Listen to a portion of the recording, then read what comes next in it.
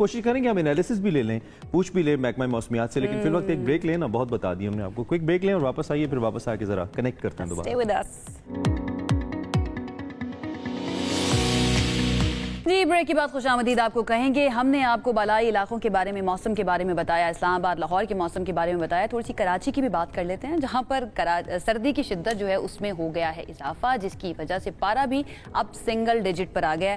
محکمہ موسمیات یہ بتا رہا ہے کہ بلوچستان کی شمال مشرقی ہواؤں کے اثرات کی وجہ سے کراچی میں سردی کی شدت میں اب اضافہ ہو چکا ہے, اور درجہ حرارت جو ہے وہ بھی مزید کم ہونے کا امکان ہے. اور ہفتے کے روز کراچی کا کم سے کم درجہ حرارت 9.2 ڈگری سینٹی گریڈ ریکارڈ کیا گیا تھا. جو درجہ حرارت کم ہوتا ہے کراچی میں درجہ حرارت بڑھ جاتا ہے, کم اچھا موسم دیکھنے کو ملتا ہے, تو یہ بہت اچھی بات ہے. فائنلی ویسے کراچی پہلے تھوڑا سا ہٹ کر کے آیا ہے سنگل ڈیجٹ کو, لیکن اب دوبارہ سے. تو اندر 24 گھنٹے کے دوران موسم کیسا رہنا ہے, اور باقی شہروں کی بھی ہم ذرا لائیو اپڈیٹ لے لیں گے. کبھی ہمارے جو ٹیمپریچر ہوتے ہیں وہ 8-7-8 گھنٹے پہلے ہو جاتے ہیں, تھوڑے ہیٹ ہو جاتے ہیں. سردار سرفراز صاحب ہمیں ہیلپ کرتے ہیں, کریکٹ کرتے ہیں کہ نہیں اب یہ والا ٹیمپریچر ہے. ہمارے ساتھ ہیں اس وقت, ان سے بات کرتے ہیں. گڈ مارننگ سردار صاحب, کیا حال ہے, ٹھیک ٹھاک ہیں؟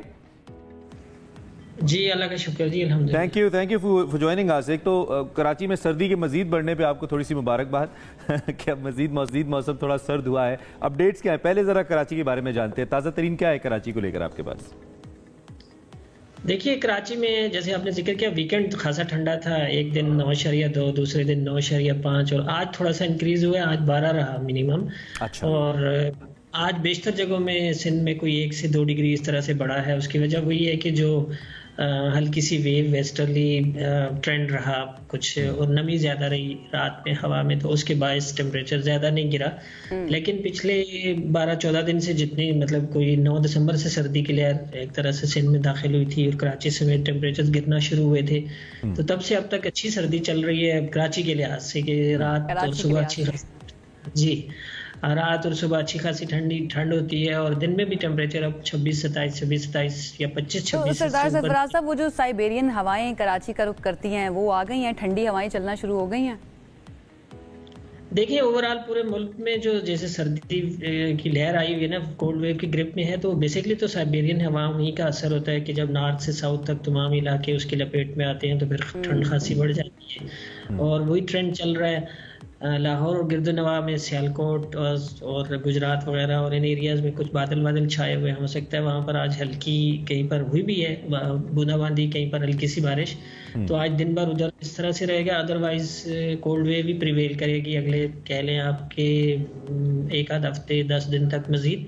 پھر جنوری کے شروع کے دنوں میں 3 یا 4 جنوری کو کوئی ہلکی سی ویو ہے ویسٹرلی, امکان ہے کہ بلوچستان میں بھی چند ایک علاقوں میں, شمالی یا پہاڑی علاقے ہیں بلوچستان کے, خاص کر کوئٹہ ویلی سمیت, وہاں پر ہلکی پھلکی بارش ہو, کہیں پر ہلکی برف باری ہو, اور وہی ویو پھر کے پی کی طرف ہو اور جی پی کی طرف بھی کچھ ہلکی بارش اور ہلکی برف باری کا باعث بن سکتی ہے. تو اس کے بعد پھر ٹھنڈ یا یہ جو کولڈ ویو ہے اس کی شدت پہ اور اضافہ ہو جائے گا 4 جنوری کے بعد.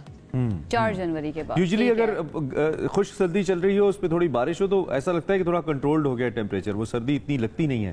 تو آپ کہہ رہے ہیں کہ اس میں اضافہ ہو سکتا ہے, اور یہ بارش ہلکی پھلکی ہی رہے گی اس سارے ونٹر سیزن کے اندر, یا کہیں نہ کہیں کچھ اچھی تگڑی ویو بھی ہے؟ پرانے دور میں تو شاعر گانے لکھا کرتے تھے ساون کی جھڑی, یہ دسمبر کی لمبی بارشوں کے اوپر, اور اس کے اوپر گیت لکھے جاتے تھے. اب تو ایسا کچھ ملتا نہیں ہمیں سردار صاحب. جی انفارچونیٹلی یہ سیزن بھی ایسا ہی ہے کہ ون آف دا ڈرائیسٹ ہوگا, اگر ڈرائیسٹ نہ ہو تو ون آف دا ڈرائیسٹ سیزن ہوگا ونٹر. اس میں بہت کم بارشیں ہیں. بیسکلی وہی جو پاکستان کی بارشیں انفلوئنس ہوتی ہیں ادھر پیسفک اوشن کے درجہ حرارت, پھر اٹلانٹک اوشن کے درجہ حرارت بالخصوص, اور وہاں کا پریشر ڈفرینس جسے نارتھ اٹلانٹک آسیلیشن کہتے ہیں NAO, تو وہ اگر پازیٹیو فیز میں چل رہا ہو تو ہمارے یہاں ہمارے ویسٹ میں, مڈل ایسٹ میں, اور اس طرح سے یورپ سے پھر مڈل ایسٹ ادھر سے ہوتی ہوئی اچھی بارشیں ہوا کرتی ہیں. اٹلانٹک اوشن کی اس انڈیکس پر خاصا ڈیپینڈ کرتی ہیں, تو وہ نیگیٹو فیز میں چل رہا ہے, اور نیوٹرل یا نیگیٹو فیز میں ابھی تک چل رہا ہے. تو اس کے باعث اس ونٹر پہ امکان یہی ہے کہ بارشیں کم ہیں یہاں پر, بارشیں کم ہوں گی. ٹھیک ہے, بہت شکریہ سردار سرفراز صاحب ہمارے ساتھ موجود تھے. ساری موسم کی سچویشن جو ہے اس کے بارے میں ہمیں آگاہ کر رہے تھے. وہ تو کہہ رہے ہیں نا بارشیں کم ہیں, عائشہ میں کہہ رہا ہوں میری تو یہ خواہش ہے بلکہ کہ ایسا ہو کہ اچانک سے بارش ہو, اور ہم وہ عاطف کا گانا سننے میں بارشیں یوں اچانک ہوئیں, لگا تم شہر میں ہو. وہ شہر میں تو ہے لیکن فی الحال بارشیں نہیں ہو رہی ہیں, بارشیں ہونا بہت ضروری ہے. خیر, پالیٹکس. حکومتی اتحاد اور تحریک انصاف جو ہے وہ باقاعدہ طور پر آج سے مذاکرات کا آغاز کر رہی ہے. مبارک ہو آپ کو, کیا مبارک ہو آپ کو کہ فائنلی مذاکرات جو ہے نا وہ ہونا شروع ہو گیا. مذاکرات جو ہے ہونا شروع ہو گیا. اسپیکر ایاز صادق جو ہے ان کی زیر صدارت ان کیمرہ اجلاس 11:30 بجے ہوگا. حکومت اور پی ٹی آئی کی مذاکراتی کمیٹیاں اس میں شرکت کریں گی. فائنلی کل یہ کمیٹی تشکیل دے دی گئی ہے حکومت کی جانب سے بھی, وزیر اعظم شہباز شریف کی جانب سے, اور انہوں نے یہ بھی کہا کہ ملک ہے تو ہم سب ہیں. امید ہے ملک کی سلامتی اور قومی مفاد کو مقدم رکھا جائے گا. میں تو یہ کہہ سکتا ہوں بہت دیر کی مہرباں آتے آتے سب اچھے میچور پولیٹیشینز ہیں, سب بہترین پولیٹکس کرتے ہیں. اوبویسلی ہلکے کی پولیٹکس کرتے ہیں, اور ہلکے کی پولیٹکس بہت مشکل کام ہوتا ہے, بہت محنت طلب کام ہوتا ہے, اور اس میں خدمت کا پہلو زیادہ ہوتا ہے. لیکن جب یہ لوگ پارلیمنٹ کے اندر آتے ہیں تو ان کی رسپانسبلٹی ایسے بڑھ جاتی ہے کہ پھر یہ اوبویسلی پاکستان کو اور پاکستان کے سب سے بڑے ہاؤس کو ریپرزینٹ کرتے ہیں. تو اس سے بہتر اور کون ہو سکتا ہے کہ آپ افہام و تفہیم سے, اس سے بہتر اور کیا ہو سکتا ہے کہ افہام و تفہیم سے آپ مسائل حل کریں. تو سارے آپ دیکھیں نا, سب راجہ پرویز اشرف صاحب ہیں, اسحاق ڈار صاحب ہیں, خالد مقبول صدیقی ہیں, عبدالعلیم خان ہیں, رانا ثناء اللہ ہمیں نظر آ رہے ہیں.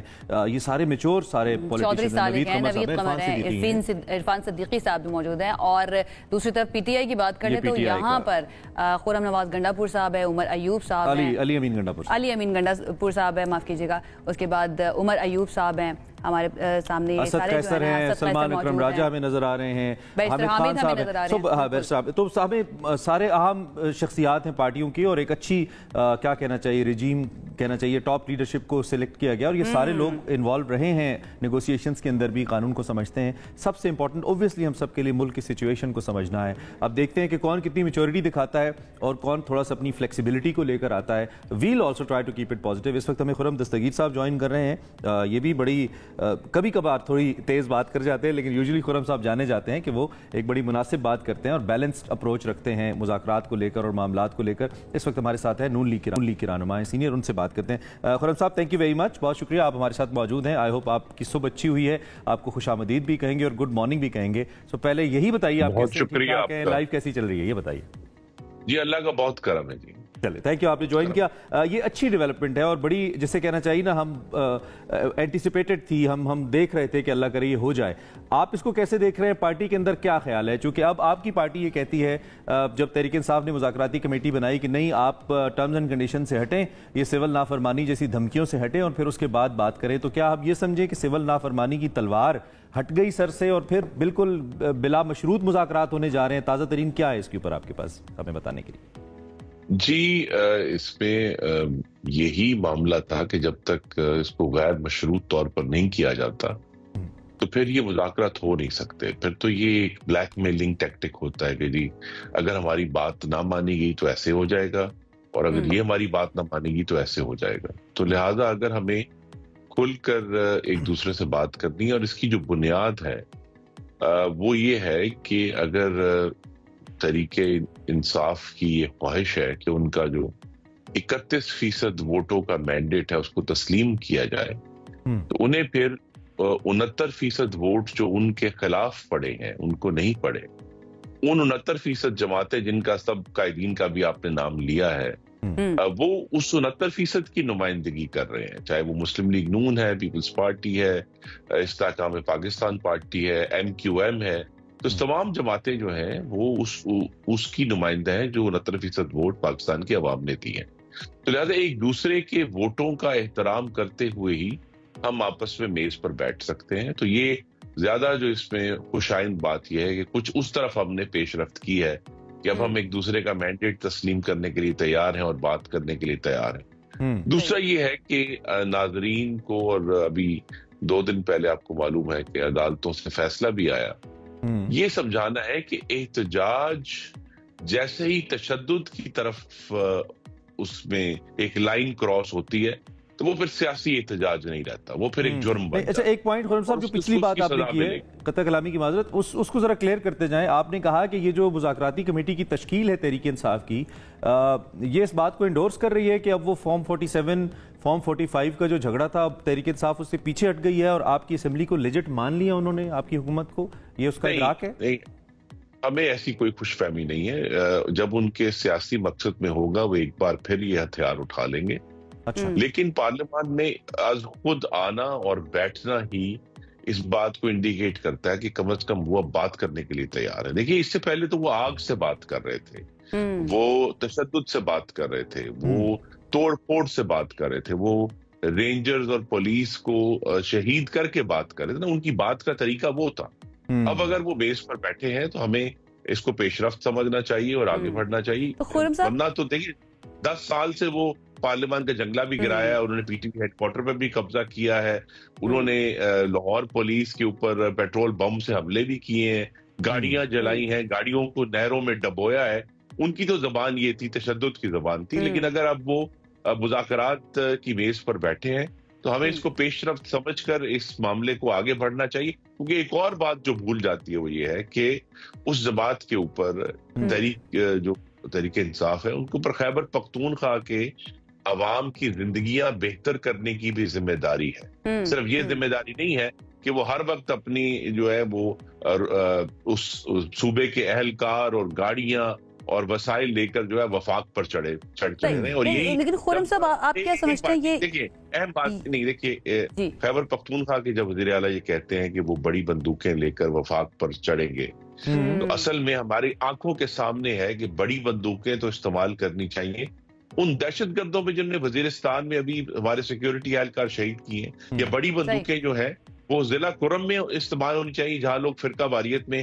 لیکن یہ تبدیلی خرم صاحب, آپ یہ تبدیلی آپ کس طرح سے دیکھ رہے ہیں سٹانس کے اندر پاکستان تحریک انصاف کی, کہ وہ مذاکرات کی میز پر آنے پر مجبور ہو گئے, یہ تبدیلی کیسے ہوئی, یہ پیش رفت کیسے ہوئی؟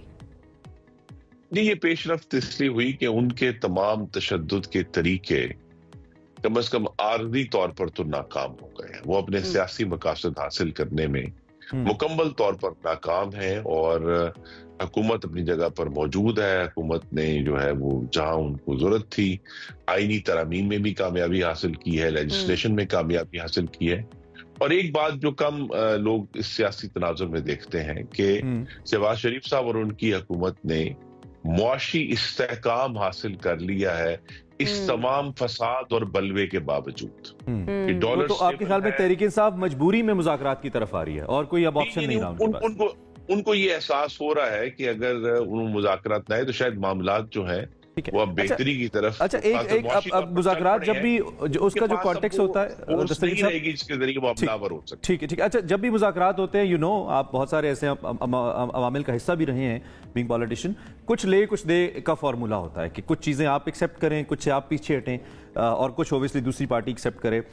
تحریک انصاف کے بنیادی مطالبات میں سے کارکنان کی رہائی ہے جن کو پکڑا گیا اس سے پہلے بھی اور اب بھی, چاہے وہ 9 مئی تھا یا اب 24 یا 26 نومبر تھا, اور اس میں ظاہری بات ہے ان کی ٹاپ لیڈرشپ بھی شامل ہے, مقدمات کا خاتمہ ہے, کچھ ایسی شرطیں ہیں. کل بھی ایک کارکن کے حوالے سے بہت زیادہ سوشل میڈیا پہ چلا, ملک ادریس نامی, جن کے بارے میں پی ٹی آئی کلیم کر رہی ہے کہ جن کو گولی لگی اور وہ کل ان کی وفات ہو گئی. تو یہ جو کلیم پیپلز جو تحریک انصاف کا ہے یا ان کی جو شرائط ہے, حکومت کے پاس کیا مارجن ہے کہ حکومت ان کو مان سکتی ہے؟ کیا اس پہ آلریڈی حکومت ہوم ورک کر چکی ہے کہ اتنا ہم مانیں گے اتنا نہیں مانیں گے؟ تھوڑا سا کچھ ہمیں بتائیے کیا بات ہو رہی ہے اندر خانے. جی, ہوم ورک بڑا واضح ہے. جن کے اوپر تو ثبوت اور شواہد موجود ہیں انہیں سخت سزا ملے گی. جن کے اوپر ثبوت اور شواہد نہیں ہے, اور میں خود بھی اس کا بہت بڑا پروپوننٹ ہوں اپنی پارٹی میں, ان تمام جو اس وقت اس تحریک انصاف کے کارکن ہیں انہیں فی الفور رہا کر دینا چاہیے تاکہ اپنے خاندانوں کے پاس جائیں.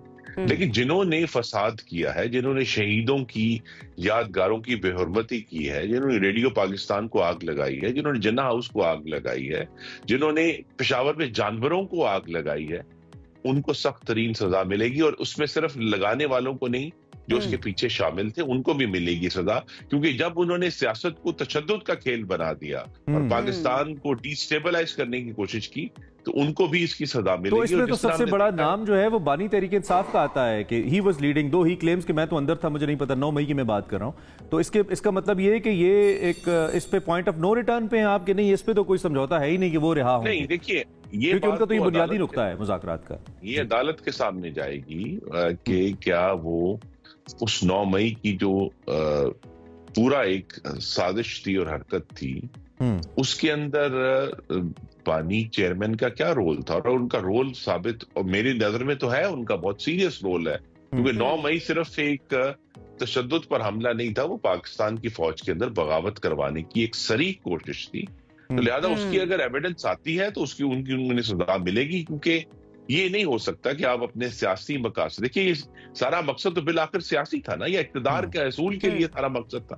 تو اگر اقتدار کے حصول کے لیے آپ ہر چیز کو تاراج کرنے کے لیے تیار ہو جائیں، ریاست کو تاراج کرنے کے تیار ہو جائیں، پھر آپ کو وہ سیاست کا کیا جو تحفظ ہے وہ نہیں ملے گا. جس طرح آرٹیکل 19 میں بار بار ذکر ہوتا ہے کہ جی احتجاج کا حق دیا گیا آئین میں، لیکن وہاں ایک 3 لفظ یہ بھی لکھے ہیں کہ انسائٹمنٹ ٹو اے کرائم کی اجازت نہیں ہے. ٹھیک. اچھا خرم صاحب، آپ کی پھر توقعات جو ہیں وہ ان مذاکرات سے کیا ہے؟ کیونکہ دونوں پارٹیز جو ہیں، دونوں فریق، ٹرسٹ ڈیفیسٹ تو موجود ہے نا اس کے اندر. خواجہ آصف صاحب کا بیان بھی ہمیں یاد ہے، وہ کہتے ہیں پہلے آپ آپس میں مذاکرات کریں، پتہ چلے کل کو بانی پی ٹی آئی جو ہیں وہ یو ٹرن لے لیں. کل انہوں نے ایک کریٹیکل سٹیٹمنٹ برطانیہ کے اندر دی اسی حوالے سے. تو اس بارے میں آپ کا کیا خیال ہے، کیا رائے ہے، کیا ہم ایکسپیکٹ کریں ان مذاکرات سے؟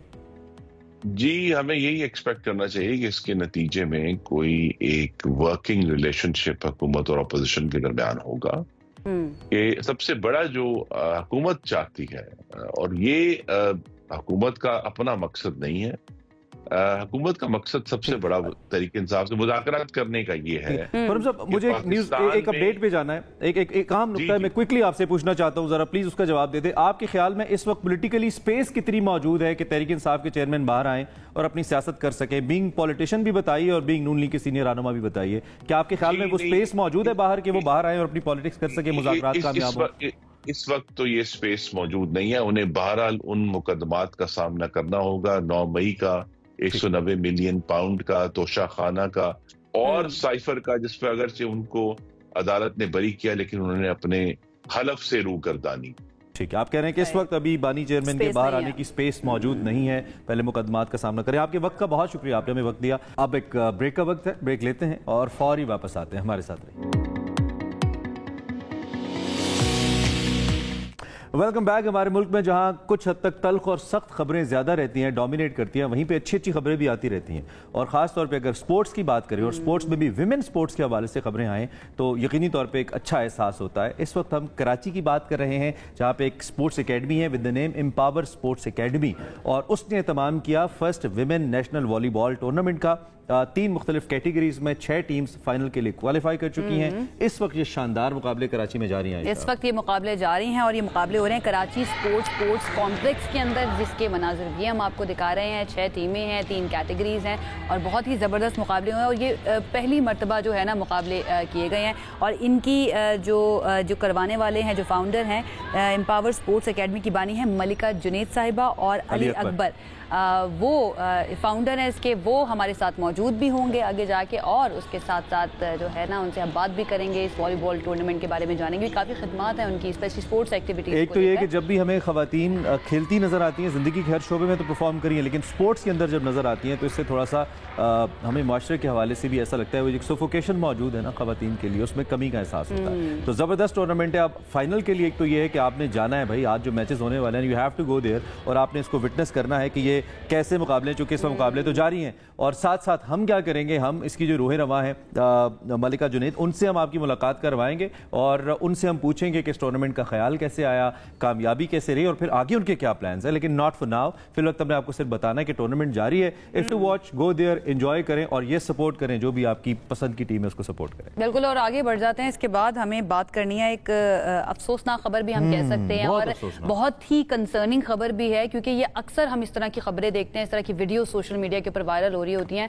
گھر سے نکلنے والا شیر جو ہے وہ گارڈز کی فائرنگ میں ہلاک ہو گیا. لاہور کا یہ واقعہ ہے جہاں پر لاہور کی سڑکوں کے اوپر جو ہے نا ایک شیر کو دوڑتے ہوئے دیکھا گیا. شہریوں نے کال کی، پولیس کو بلایا، محکمہ وائلڈ لائف کو بلایا، ٹیمیں جائے وقوع پر پہنچی، لیکن اس سے پہلے ہی شیر جو ہے اس کو ہلاک کر دیا گیا تھا. اس کے بعد یہ ٹیمیں اس کی لاش کو قبضے میں لے کر وہاں سے روانہ ہو. وائلڈ لائف کا کیا ہی میکینزم ہے؟ کوئی انفلوئنسر کی کوئی ویڈیو آئی یا کوئی یوٹیوبر ٹائپ، اس پہ تو یہ نظر آتے ہیں کیونکہ شاید اس پہ آئی بال زیادہ ملتے ہیں، لیکن یہ کتنا بڑا واقعہ ہے. اور اس شیر کے حوالے سے رپورٹس ہم تک پہنچ رہی ہیں. ہم اس پہ طلع سے بھی بات کریں گے، ہمارے نمائندے ہمیں بتائیں گے کہ یہ بریڈنگ کے لیے تھا اور پلا ہوا شیر تھا. جب گلی میں نکلا پینک پھیلا، گارڈز نے فائرنگ کی. یہ واقعہ بنیادی طور پہ کیا ہے، اس پہ فردر کیا ڈیولپمنٹ ہوئی ہے؟ طلع ہمارے ساتھ ہیں، ذرا ان سے پوچھ لیتے ہیں اور افسوس کے ساتھ انفیکٹ پوچھ لیتے ہیں. طلع، thank you very much for time. آپ ہمارے ساتھ موجود ہیں. ذرا کوئکلی ہمیں بتائیے یہ کیا صورتحال بنی، کیسے ہوا یہ واقعہ، کیا ہے اس کے پیچھے؟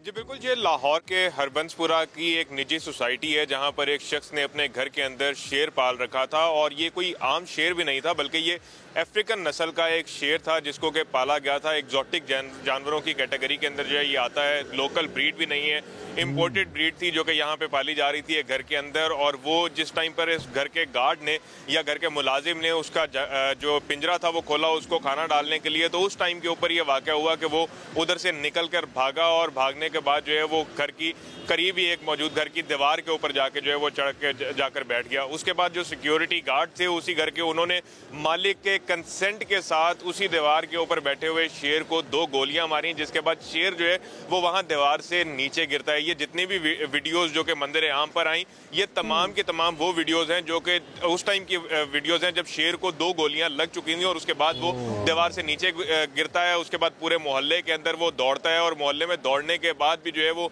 बाद में गार्ड जो है वो उसका ताकुब करते हैं और ताकुब करके उसको जो है वो गोलियों का निशाना बनाकर उसको मार देते हैं। अगर इसके अंदर कुछ फैक्ट्स को देखा जाए तो इसके अंदर कुछ फैक्ट्स इस तरह से हैं कि महकमा वाइल्ड लाइफ हुकाम की जानिब से जो है वो ये जो इस वाक़े का मुकदमा जो दर्ज करवाया गया इस्तगासा देने के बाद, उस इस्तगासे के अंदर कहीं पर भी उस शख्स का नाम नहीं लिया गया जो कि उस शेर का मालिक था जिसका वो घर था। जो मुकदमा दर्ज हुआ वो भी उसी सिक्योरिटी गार्ड के ऊपर ही दर्ज किया गया। अच्छा, सिक्योरिटी गार्ड के ऊपर किया गया। लेकिन रूल्स क्या कहते हैं तलहा इस बारे में? नो डाउट इस तरह का जानवर एग्जॉटिक जानवर की कैटेगरी में इसको रखा गया है। इस तरह के जानवरों को घर में पालना और किसी की भी जान जा सकती है, कोई भी जख्मी हो जाता है, तो फिर रूल्स क्या कहते हैं महकमा वाइल्ड लाइफ के इस बारे में? महकमा वाइल्ड लाइफ के रूल्स इस बारे में बड़े क्लियर हैं। कोई भी ऐसा एग्जॉटिक एनिमल, कोई किसी भी किस्म की बिग कैट को आप घर के अंदर खास तौर के ऊपर अर्बन एरिया में नहीं रख सकते हैं, बल्कि उसके लिए आपको एक प्रॉपर एक फॉर्म प्रोवाइड करना है। और आपसे अपडेट्स देते रहेंगे। अलमिया तो ये है कि अगर किसी इन्फ्लुएंसर के पास कोई छोटा सा शेर का बच्चा हो तो पूरा केस बन जाता है और ये बासर होंगे ना, तभी घर पे उन्होंने शेर रखा होगा। एफआईआर में महकमा वाइल्ड लाइफ ने उनका नाम तक नहीं दिया, इसका लाइसेंस जारी बात है उनके नाम पे होगा, उन्होंने इसको इंपोर्ट किया होगा अफ्रीका से और लोग उनको जानते होंगे। ये इंतहाई अफसोसनाक है और बहुत कमजोर रवैया है वाइल्ड लाइफ का। आई होप कि इसके ऊपर इस बेजबान के लिए आवाज उठाई जाए। क्विक ब्रेक अपने ले ली, वापस आते। सबसे आगे में आपको कहेंगे एक मरतबा फिर से खुश आमदीद। जैसा कि आपसे थोड़ी देर पहले ब्रेक पर जाने से पहले हमने बात की थी वॉलीबॉल टूर्नामेंट के हवाले से जो कि ख़वातीन को लेकर जिसका इनेकाद किया गया है। एक मरतबा फिर से उसकी बात करते हैं। कराची में एम्पावर स्पोर्ट्स एकेडमी के ज़ेर एहतमाम ये टूर्नामेंट जारी है। पहला सालाना नेशनल वॉलीबॉल टूर्नामेंट जो है, शानदार मुकाबले हो रहे हैं, ज़बरदस्त जोशो खरोश जो है वो भी चल रहा है। लास्ट डे है आज और इस वक्त फाइनल जो है वो शुरू हो चुका है। Finally somebody has taken this initiative कि इस वॉलीबॉल की तरफ भी तवज्जो हुई है और नेशनल लेवल के ऊपर एक टूर्नामेंट का इनेकाद हुआ है। पाकिस्तान वॉलीबॉल फेडरेशन के इश्तराक के साथ ये टूर्नामेंट मुनक़िद किया जा रहा है और मुल्क भर से इसमें टीम्स मौजूद है। चूंकि फाइनल जारी है, आप जाके इसका विटनेस कर सकते हैं, एंजॉय कर सकते हैं कि कैसे परफॉर्मेंसेस चल रही हैं। आज ये फैसला किया जाएगा कि who will win this tournament. इसका जो विनर होगा उसे $500,000 कैश प्राइज दिया जाएगा, 5 लाख रुपए, और जो दूसरी पोजीशन हासिल करने वाली टीम है उसको 2.5 लाख और 1.5 लाख बिलतरतीब उनको भी इनामात दिए जाएंगे। इस वक्त हमने मदऊ किया है एक तो इस इनिशिएटिव को जिन्होंने लिया है, हम जिस स्पोर्ट्स से बात कर रहे हैं पावर स्पोर्ट्स एकेडमी, उसकी सीईओ अलीशा जुनैद हैं जो कि फाउंडर भी हैं और ऑफ कोर्स सीईओ भी हैं और वॉलीबॉल को भी रिप्रेजेंट करती हैं। उनसे भी हम बात करेंगे और उनके साथ को फाउंडर मलिका जुनैद हैं जो कि को फाउंडर हैं और जाहिर बात है उनका बहुत ज्यादा असर और हिस्सा इस सारे अमल के अंदर शामिल है। तो हमने कहा इन दोनों शख्सियत से जरा बात करते हैं, इनको ये करने का ख्याल कैसे आया और एक्सपीरियंस कैसा रहा इस पहले टूर्नामेंट का। बिल्कुल ऐसा ही है। सबसे पहले मैं अलीशा आपकी तरफ ही आऊंगी because you are the CEO and the founder of this tournament. बताइएगा इस टूर्नामेंट के बारे में, आप किस तरह से इस आइडिया को लेकर आगे बढ़ी कि मुझे वॉलीबॉल के बारे में भी सोचना चाहिए और इस तरह से नेशनल लेवल का एक टूर्नामेंट जो है वो उसका इनेकाद करवाना चाहिए, इसके बारे में बताइएगा। Yeah, thank you so much. And I would say that this idea has been in the works for a long time. Empower Sports Academy, we've done lots of work with volleyball in Pakistan over the past 2 years, and I think that this idea came about because we wanted to serve the wider audiences and we wanted to make something where all girls could play and get experience. And I live in the US, I come from playing volleyball in the US, and we have tournaments sometimes that are over 1,000 teams in one weekend. And I wanted to kind of bring that feel here so they could get excited, they could know what it's like to play against a bunch of other girls in Pakistan and get all that experience within just a couple of days. So I think that's where this whole thing started. Wow, zabardast hai. So how was the response and how was the talent that you found in girls? Was it parallel somehow? The girls were playing in US. Obviously, it could not be, but what's the potential actually that you see? क्या potential आप देखती हैं? And I would be glad अगर आप थोड़ा सा उर्दू में भी, चूंकि बहुत सारी लड़कियां ऐसी हैं ना, मैं चाहता हूँ इंस्पायर हो अलीशा आपसे, आपकी बात उनको भी समझ आए, तो आप प्लीज जरा उस पर भी बात कीजिएगा. I would try, but थोड़ा tough होगा, I know, but yeah. But I can understand you. Ji please. But I think the turnout for this tournament was a lot better than we had expected, maybe. I tried not to have too many expectations coming into this, but I was pleasantly surprised by the amount of participation, by the willingness of the girls and the coaches. And, you know, a lot of them, they're playing here in Karachi now for the finals, but a lot of them are coming from places that are far. They're coming from Islamabad, Bahawalpur, you know, some places I haven't even heard of before. So it's been very exciting to see that. And again, I don't know if I would necessarily compare them to girls in the US. I think that in the US we've had like hundreds of years, basically, or you know, decades worth of volleyball championships, people playing by weekends. The one thing the girls do have here, which I only see in very few girls back home in the US, is that girls here have so much passion, have so much drive, and they're really willing to put in the work to get to where they need to be. And I think in the US sometimes maybe some of us take it for granted that we have so many opportunities. So it's been really amazing seeing all these girls play, to fight and everything. Right. ठीक है मलका, आप थोड़ा सा explain करें. एक तो ये कि ज़बरदस्त है कि आप ख़वातीन को एम्पावर करने के लिए काम करें, और स्पोर्ट्स में भी इन पर्टिकुलर वॉलीबॉल की तरफ, ये बड़ा इंटरेस्टिंग है हमारे लिए. यूजुअली एक ऐसा गेम है जिसे, जैसे अलीशा ने कहा, कि इतना ज़्यादा इंपॉर्टेंस नहीं दिया जाता है, नज़रअंदाज कर दिया जाता है. सो इस एक्टिविटी को प्लान करते हुए क्या था आपके माइंड में, और आप इसको कितना सक्सेसफुल देखती हैं अब तक जितना ये हुआ है? देखिए, जहाँ तक हमारा पावर स्पोर्ट्स अकेडमी का ताल्लुक है, हमारा विजन तो लॉन्ग टर्म ये है जिस पे हम फोकस कर रहे हैं, विच इज़ कि हम लोग एक ओलंपिक विलेज बना रहे हैं, और उसमें हमारे पास कोई 13 से 16 ये स्पोर्ट्स होंगे जिसमें हम ट्रेनिंग देंगे. हमने वॉलीबॉल से इसलिए शुरू किया क्योंकि अलीशा नेशनल टीम के लिए खेलती हैं, और उससे हमें थोड़ा सा 2 साल में ये पता चल गया कि यहाँ इश्यूज आ रहे हैं, और हमें उस फोकस पे रहते हुए हमें समझ आई है कि एम्पावर स्पोर्ट्स एकेडमी को करना क्या है अगर हमें बच्चियों को वर्ल्ड चैंपियनशिप और ओलंपिक्स लेके जाना है.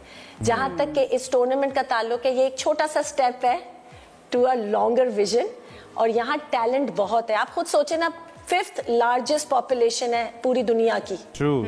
कैसे हो सकता है कि हमें बच्चियां ही ना मिले? और आप लोग यहाँ देखें, आज जो फाइनल्स हो रहा है, अमेजिंग टैलेंट इज देयर. हमें सिर्फ ढूंढना है, और जैसे डायमंड होता है ना इन द रफ, उसको सिर्फ पॉलिश करना है और उस डायमंड को ढूंढ के निकालना है. मलका, मैं ये चाहूंगी कि आप उस मोमेंट के बारे में ज़रा बताएं जब अलीशा आपके पास आई और उन्होंने कहा कि मैं वॉलीबॉल के लिए पाकिस्तान के अंदर कुछ करना चाहती हूँ. How did you decide to support हर कि ये बहुत अच्छा एक इनिशिएटिव है, इसको आगे लेकर चलना चाहिए. उस मोमेंट के बारे में बताइएगा. भाई, वो मोमेंट तो एज अ मदर मैं बताती हूँ कि मेरे हस्बैंड और मैं एज पेरेंट्स हम लोग थोड़े से खुश भी थे कि चले बच्ची का कुछ कनेक्शन पाकिस्तान से हो जाएगा, लेकिन हम परेशान भी थे क्योंकि हमें तो स्पोर्ट्स का इतना कुछ पता है नहीं. लेकिन जो उस वक्त सोचा था वो छोटा सा बीच था, वो इवॉल्व होते होते एक ओलंपिक विलेज बन रहा है. और जब ये हमारे पास आई थी तो हमें था कि हमें ये एक्सपीरियंस नहीं है, लेकिन अलीशा ने जो बोर्ड मेंबर्स ये लेके आई हैं, which is top of the line, Stanford, which is उनके केविन हैमली, वो नंबर 1 कोच हैं यूएस के, जिवानी नंबर 1 कोच है इन द वर्ल्ड. जब वो आए और उन्होंने हमसे मीटिंग की और कहा कि we believe in this project, Alisha is right, we can take Pakistani girls to Olympics, तो फिर तो नो ब्रेनर था. फिर तो हम लोग जो तो पेरेंट्स होते हैं ना, जब बच्चे कोई चीज करें तो आप खुशी खुशी उनके पीछे जंप कर जाते हैं, तो हमने बस जंप कर दिया और इंशाल्लाह बच्चियों को ओलंपिक्स लेके जाएंगे क्वालिफाई होके. इतना अच्छा ये एरिया है जिसके अंदर आपने काम शुरू किया, और हमारे पास एक बड़ी क्लासिक एग्जांपल अरशद नदीम की मौजूद भी है. पंजाब यूथ फेस्टिवल में वो आए थे, and then he made it to Olympics, और फिर गोल्ड विन किया पहला पाकिस्तान के लिए. तो आई थिंक कोई भी मंजिल दूर नहीं है. Alisha, the talent that you have observed सो फार, इसके हवाले से मैं आपका टेक चाहता हूँ. एक तो वी आर सो ग्लैड कि इवन बीइंग इन अमेरिका और बीइंग एन अमेरिकन पाकिस्तानी, आपके जहन में पाकिस्तान का ख्याल था. अब जब एक चीज़ हो रही है, और obviously it was supposed to be your dream कि ये हो जाए, एक तो फीलिंग कैसी है, और आने वाले कितने वक्त के अंदर यू सी कि ये एक ज्यादा मैच्योरिटी के लेवल पे जाएगा और ज्यादा बेहतर टूर्नामेंट्स, बेहतर प्लेयर्स हमारे सामने आएंगे?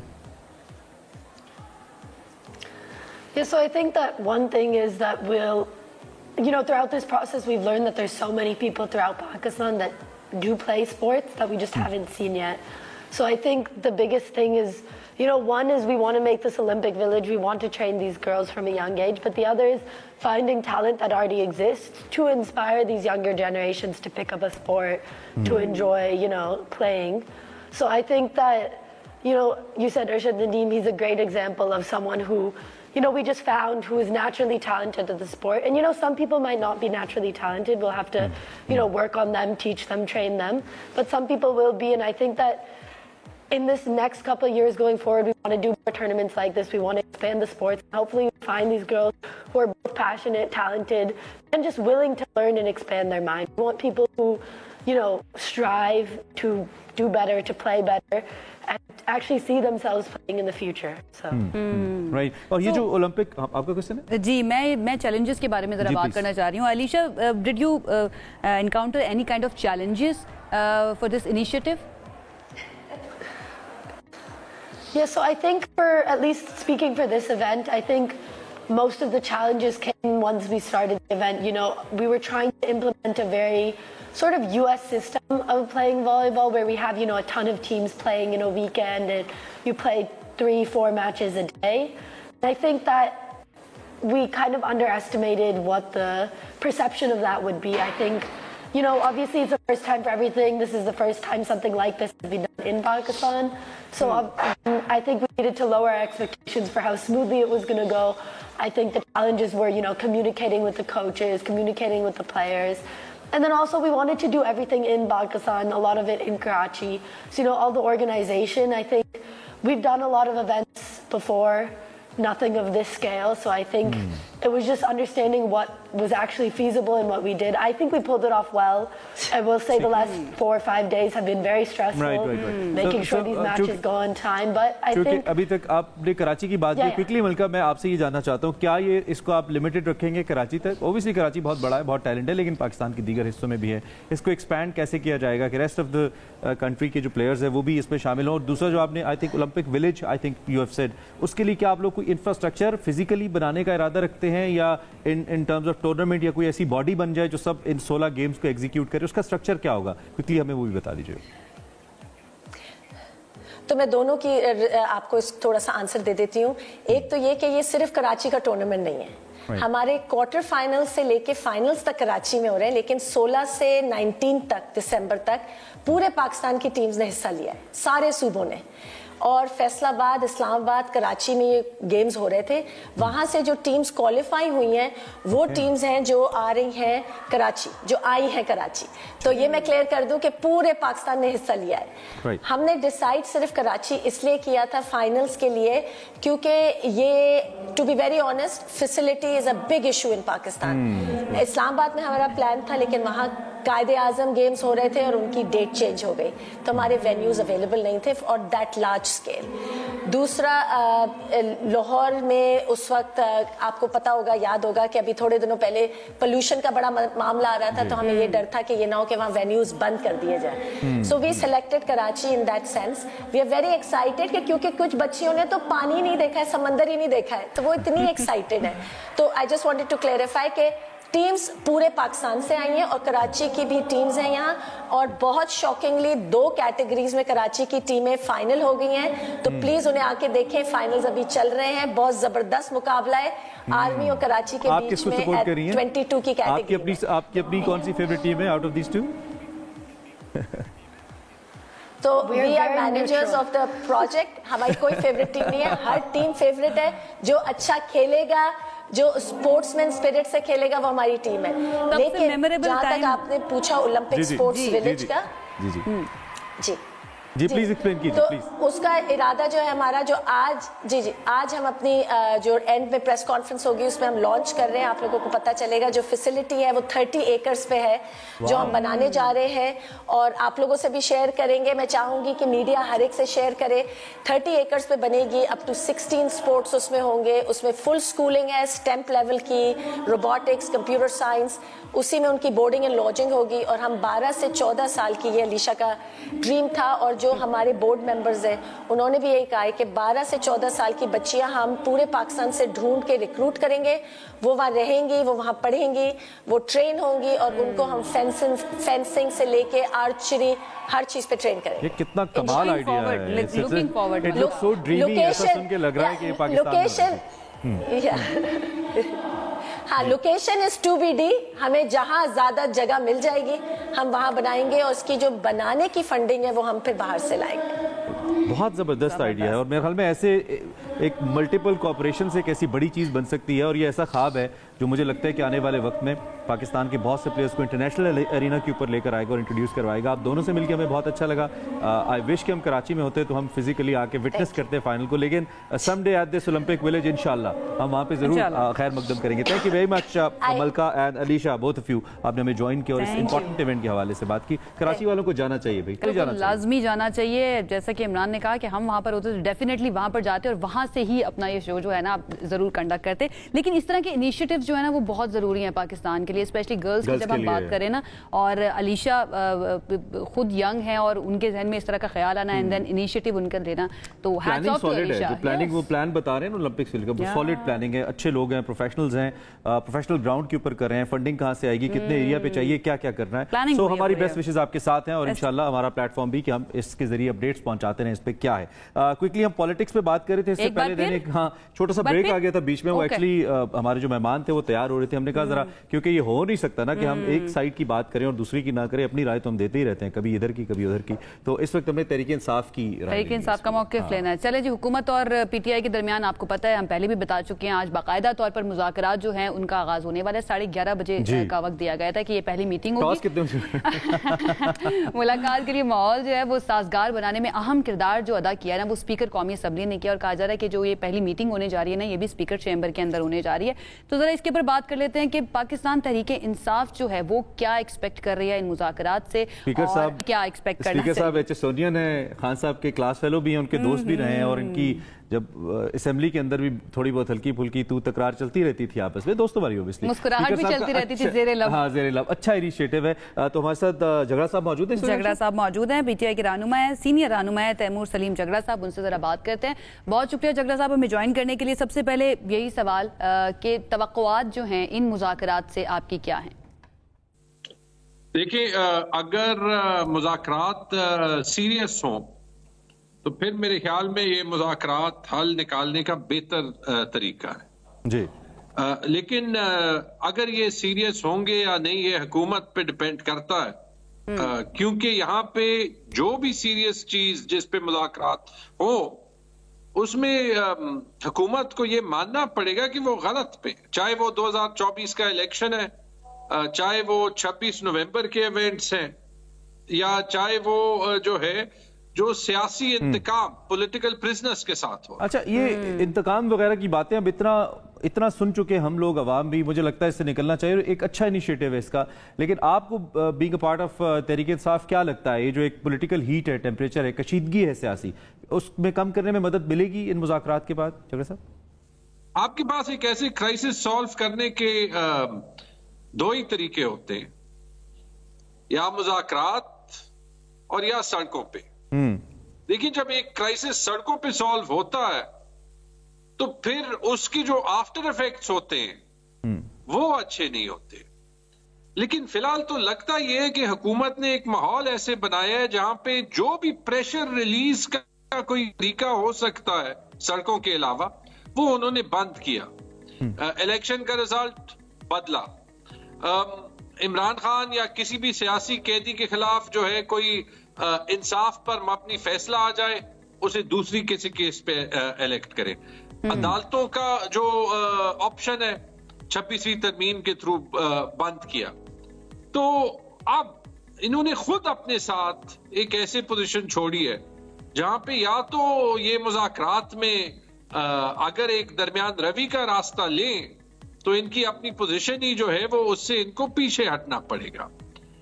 کرنا تو یہ ضروری ہے, پاکستان کے لیے اب نہیں کرتے تو ہم آج 2-2.5 سال انتظار کیا, اس سے آگے انتظار کر لیں گے. پتہ تو پورے پاکستان کو ہے کہ حق اور سچ پہ تو تیمور جھگڑا صاحب، پی ٹی آئی کی مذاکراتی کمیٹی جو اب جا رہی ہے اس میٹنگ کے لیے جو تھوڑی دیر کے بعد شروع ہونے والی ہے، ان کی پریورٹیز کیا ہیں، ترجیحات کیا ہیں، سب سے پہلے بات کس پر ہوگی، اور پھر ایجنڈے کے بارے میں بھی بتائیے گا کہ ایجنڈا کیا ہے اس کمیٹی کا؟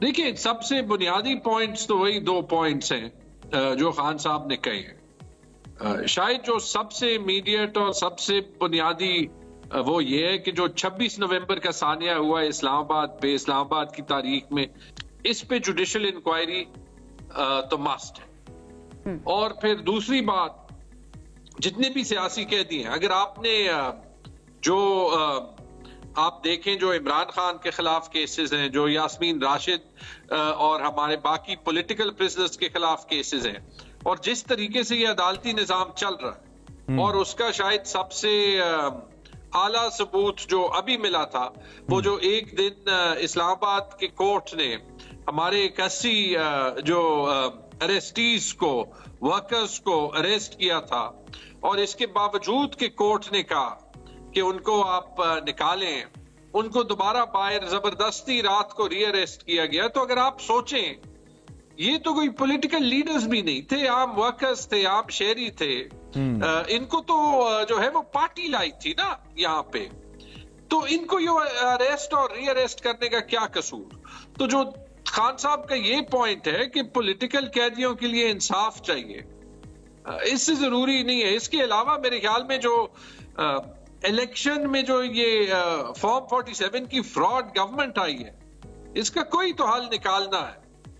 اور آئی ایم شور کہ یہ ساری چیزیں جو ہے وہ سامنے آئیں گی. لیکن اچھا، ایک جانب آپ اس کو فارم 47 کی گورنمنٹ بھی کہہ رہے ہیں. اس سے پہلے خرم دستگیر تھے تو ان سے بھی میں نے یہی سوال کیا کہ ایک طرف تو آپ فارم 47 کی گورنمنٹ کہتے ہیں، لیکن دوسری طرف آپ اسی گورنمنٹ سے چونکہ مذاکرات کریں تو سم ہاؤ آپ اس کی اتھارٹی کو ایسا لگتا ہے تسلیم بھی کریں. اچھا کوئکلی بتائیے، ان کیس خدا نخواستہ اللہ نہ کرے اگر مذاکرات کامیاب نہیں ہوتے، سول نافرمانی کی تحریک آتی ہے، اس کا میکینزم کیا ہوگا؟ How would it work? اس حوالے سے بتائیے ہمیں اگر آتی ہے تو.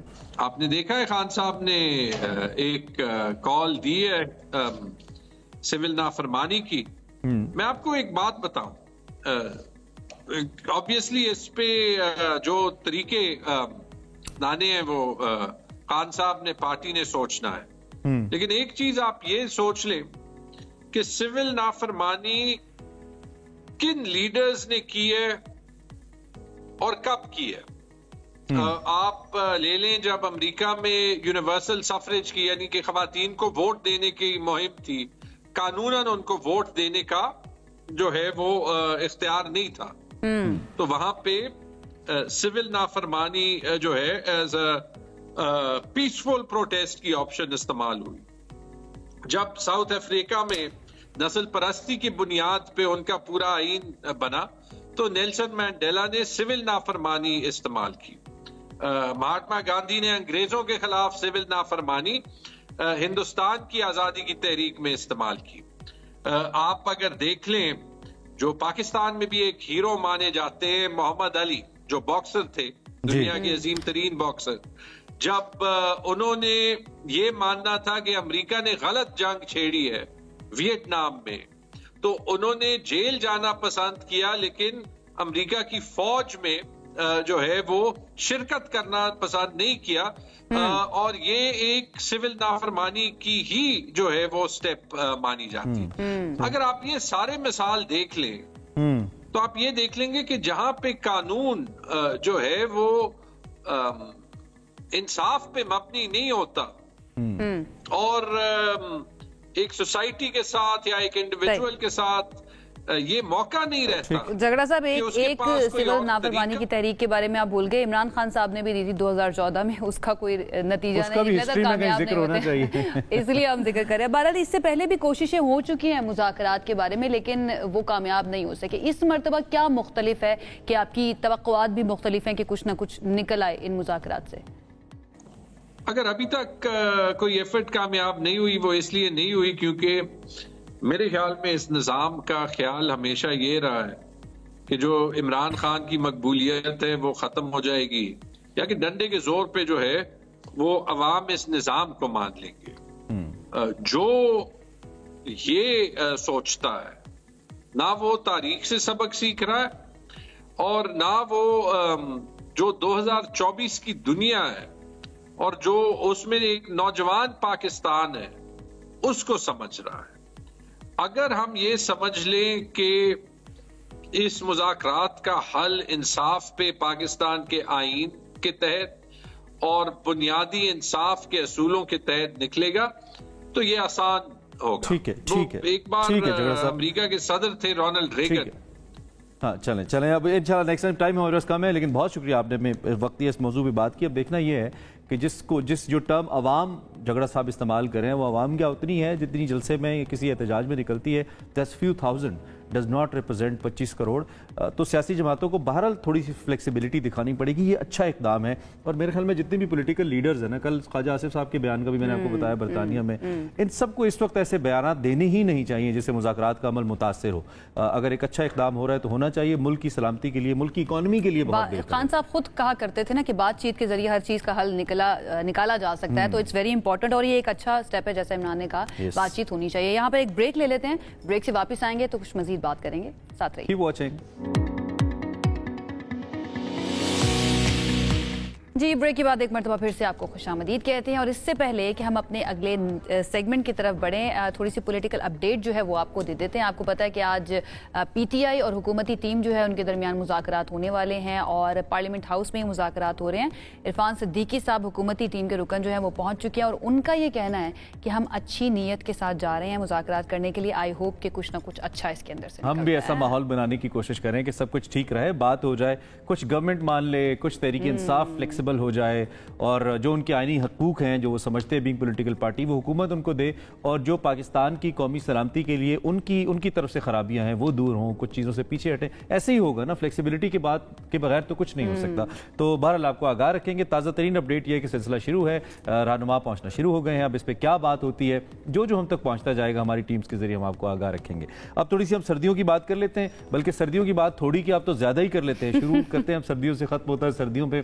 ہم سب متاثرین سردی بھی ہیں کہیں نہ کہیں، لیکن ہمیں سردیاں پسند بھی بہت ہیں اور اس میں جلد سے ریلیٹڈ بہت سارے مسائل کچھ مسائل جو ہیں آتے ہیں. ان میں ایک بہت بڑا مسئلہ جو ہوتا ہے وہ خشکی کا ہوتا ہے کہ جلد خشک ہو جاتی ہے، مرجھائی فیل ہوتی ہے. کئی افراد الرجی کا شکار ہو جاتے ہیں، کسی کو خارش ہو جاتی ہے. سردیوں میں جسم جو ہے اس کو خشکی سے بچانے کے لیے بعض افراد لوشنز، کریمز کا استعمال کرتے ہیں، ہزاروں روپے اس پہ خرچ کرتے ہیں، لیکن اس کے باوجود سم ٹائمز یہ خارش جو ہے وہ اتنی زیادہ بڑھ جاتی ہے کہ دوسرے مسائل جو ہیں وہ شروع ہو جاتے ہیں. پھر ایگزیما کی شکایت بھی کچھ لوگوں کو رہتی ہے.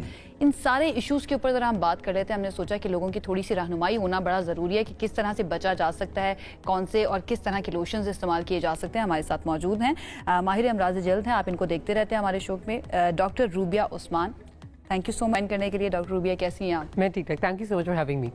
بتائیے ذرا یہ جو جلد خشک ہو جاتی ہے سردیوں کے اندر، اس کا حل کیا ہے؟ یہ میرے خیال سے یہ سب کا مسئلہ ہے، ہر کوئی اس کا شکار ہوتا ہے. تو اس کی وجہ کیا ہوتی ہے؟ پہلے وجہ پہ بات کریں. So basically what happens is there are two things happening. ایک تو سردی itself cold ہے، weather is cold, it's harsh for the skin. لیکن that's not the only thing. دوسری چیز یہ بھی ہے کہ dryness. So what happens is کہ ہمارے یہاں سردیوں میں ہیومیڈیٹی لیول بہت کم ہوتا ہے، تو وہ جو ڈرائی کولڈ ویدر ہے that is really harmful for skin.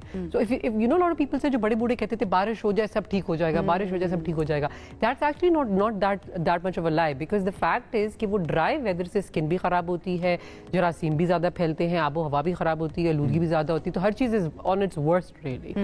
جو ہماری اسکن ہے وہ ہمارا لارجسٹ آرگن ہے ہماری باڈی کا. So it covers most of the surface area اور وہ ہمارا فرسٹ ڈیفینس سسٹم ہے اگینسٹ اینی تھنگ ان دی آب و ہوا. تو اب وہ کانسٹنٹلی اس ویدر سے ایکسپوز ہو رہا ہے، تو وہ ظاہری بات ہے اس کا کوئی نہ کوئی افیکٹ تو لے گا ہی لے گا. تو اسکن ڈرائی ہونا، اسکن پیل کرنا، جو انڈر لائن کنڈیشنز ہیں لائک ایگزیما وہ انفلیم ہو جانا، یہ بہت کامن ہے. اچھا، تو اس میں جو ہمارے ڈائٹ پیٹرنز کے اندر یا روٹین کے اندر تھوڑی تبدیلی آتی ہے اور کھانے پینے کی اشیاء جو ہم جیسے ہم ڈرائی فروٹس لینا شروع کر دیتے ہیں یا جو سیزنل فروٹس ہیں سردیوں کے، اس کا بھی کوئی امپیکٹ آتا ہے ہماری اسکن پہ؟ تو ایویڈنس کہتا ہے نہیں. تو جو لٹریچر اور جو ساری اسٹڈیز ہوئی ہیں ان کا یہ خیال ہے کہ نہیں. لیکن میری امی تو یہ کہتی تھی زیادہ اخروٹ کھانے سے جو اور زیادہ چیزیں مونگ پھلی کھانے سے بہت کھاتے ہیں ہم لوگ سبھی. لیکن the fact of the matter is کہ آپ کو ویسے بھی ہر چیز ماڈریشن میں کھانی چاہیے. جو لوگ غلطی کرتے ہیں وہ ہر چیز کو جب کھانا شروع کرتے ہیں تو پھٹ کے کھانا شروع کر دیتے ہیں. اب اگر حلوے شروع ہوئے تو پھر حلوے ہی چل رہے ہیں. So don't do that. آپ لیں، آپ اچھی غذائیت لیں. آپ سردی کی وجہ سے آپ کو کریونگ بھی ہوتی ہے کاربوہائیڈریٹس کی، آپ وہ لیں بٹ ماڈریشن میں لیں. نٹس کھائیں but a handful of nuts in a day. So a handful is very tiny amount, تو اتنا زیادہ ہوتا نہیں ہے. وہ سامنے ہوتا ہے نا تو پھر آپ کہتے ہیں جتنا کھانا ہے. ایویڈنس کیا کہتا ہے گرم پانی کتنا اس کے اندر رول پلے کرتا ہے. No, so that is beautiful. Thank you for bringing that up. So actually سب سے بڑا کلپریٹ یہ ہے گرم پانی جو ہے وہ آپ کی ٹاپ لیئر آف اسکن کے جتنے بھی آئلز ہیں ان کو اسٹرپ آف کر دیتا ہے. So this is why it actually گرم پانی یا زیادہ گرم پانی؟ زیادہ گرم پانی. So I would say warm rather than hot. Hot water would definitely make your skin worse. تو یہ ایگزما والوں کے لیے خاص طور پہ ان کو ٹائم کے ساتھ سمجھ آتی ہے کہ لانگ شاورز جو لمبے دیر تک نہاتے رہتے ہیں, گھنٹہ جو ہے باڈی جو ہے ان کی جناب پانی کے نیچے ہے, یا جو super hot boiling hot showers لیتی ہے ان کی اسکن میں زیادہ چانسز ہیں. بال بھی بہت گرتے ہیں سردیوں میں, بہت اس کی وجہ یہی ہے گرم پانی. بال گرنا is part of kind of like وہ سیزنل ویریشن بھی ہوتی ہے, تو اس پہ میں پیشنٹس کو کہتی ہوں کہ آپ زیادہ اسٹریس نہ لیں. دیکھیے آپ کے بال ایک سیزن آئے گا جب اس میں گریں گے, بٹ ایکولی ایک سیزن آئے گا جس میں وہ اگیں گے بھی.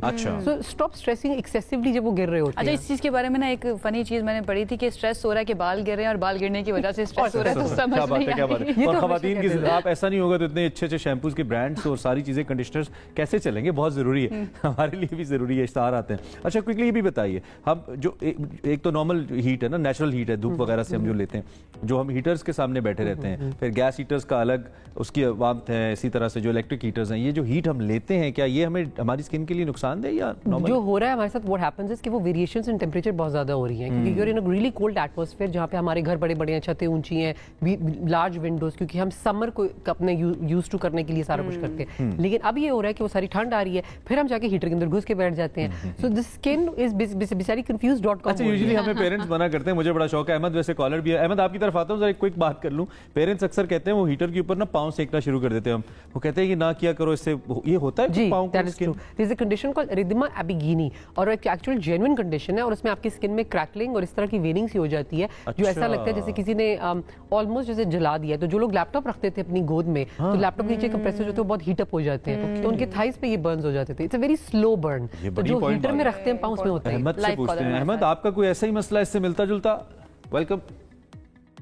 جی سر, میرا مسئلہ یہ ہے کہ جب سے یہ ونٹر کا اسٹارٹ ہے نا, ونٹر کے اسٹارٹ کے ساتھ ہی میرے منہ پہ ہلکے ٹائپ کے دانے بن رہے ہیں, تو اس کی کچھ جاننا چاہ رہا تھا. دانے بن رہے ہیں جو ہی سردیاں آئی ہیں, کوئی سوال آپ کا ان سے ڈاکٹر صاحبہ؟ تو دس از ایوری ایئر, یہ ہر سال ہوتا ہے یا یہ پہلی دفعہ ایسا ہوا ہے؟ یہ فرسٹ ٹائم ہو رہا ہے. اور آپ خارش بھی کرتے ہیں؟ ونٹر کے اسٹارٹ سے ہی ہوا ہے, ونٹر کے اسٹارٹ سے ہوا ہے. ان پہ خارش بھی ہوتی ہے آپ کو احمد, دانوں پہ خارش, ہلکی خارش بھی ہوتی ہے. ہلکی. چلیں بات جواب دیتے ہیں آپ کو. Thank you for your call brother. جی, so generally speaking these are mostly either allergic kind of conditions, allergic dermatitis کی سچویشن میں ایسا ہو سکتا ہے.